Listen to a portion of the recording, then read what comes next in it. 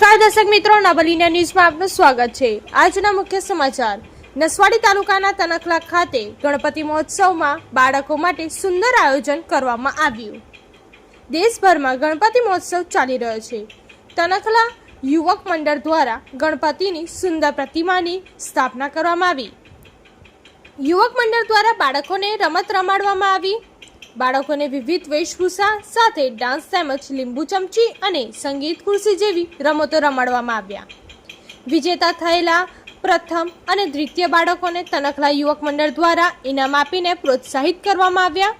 આયોજકોના આ કાર્યથી બાળકોમાં ખુશીનો માહોલ જોવા મળ્યો। નસવાડીથી ધર્મેશ ભીલનો રિપોર્ટ। ધન્યવાદ। યુવક મંડળ દ્વારા આજે રમતગમત અને સાંસ્કૃતિક કાર્યક્રમ કરવામાં આવ્યો હતો, જેમાં નાના બાળકો અને મહિલાઓ પુરુષોએ ખૂબ મોટી સંખ્યામાં ભાગ લીધો હતો, જેમાં વિજેતાઓને અમારા મંડળ તરફથી ઇનામ વિતરણ કરવામાં આવ્યો હતો અને પ્રોત્સાહિત કરવામાં આવ્યો હતો, જેમાં ધાર્મિક કાર્યક્રમ બી કરવામાં આવ્યો હતો।